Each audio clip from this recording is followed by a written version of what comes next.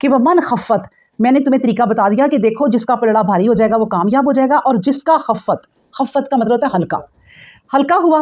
تو کیا ہوگا، موازینہ ہو یعنی اس کا جو پلڑا ہے ہلکے اگر ہو گئے، فَأُولَٰئِكَ الَّذِينَ خَسِرُوا أَنفُسَهُمْ، تو اس نے اپنی جان کو نقصان میں ڈال دیا،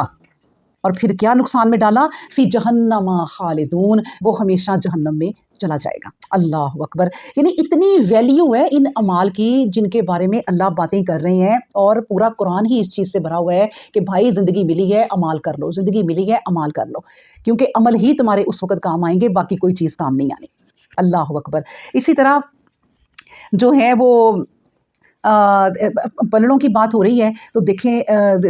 آپ نے بار بار ہم نے وہ واقعہ پڑھا ہوا ہے کہ جب بندے کی برائیاں رکھ رکھ کے پلڑا نیچے ہی ہو جائے گا تو اس کے پاس کچھ نہیں اب رہے گا، تو وہ چپ کر کے کھڑا ہوگا، تو اللہ تبارک و تعالیٰ کہیں گے کہ بھئی تمہارے پاس کوئی کچھ ہے تو لے آؤ، وہ کہے گا نہیں اللہ کچھ نہیں ہے میرے پاس، اللہ کہے گا کچھ تو ہوگا، کیونکہ اللہ کو پتہ ہے کہ اس کے ہاتھ میں کیا ہے،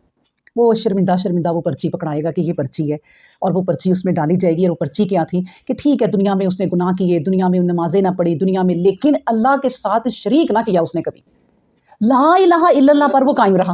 اور وہ پرچی کیا تھی، لا الہ الا اللہ کی، کیونکہ اس نے اللہ کی ذات کے ساتھ کسی کو شریک کبھی نہیں کیا تھا، وہ کہتا تھا اللہ ایک ہی ہے، اس کے سوا کوئی معبود نہیں، وہ پرچی ڈالی اور وہ پرچی اس کو لے کے نیچے ہو گئی، وہ اتنی حاوی ہو گئی کہ اس نے اللہ کی ذات کو تو مانا تھا نا۔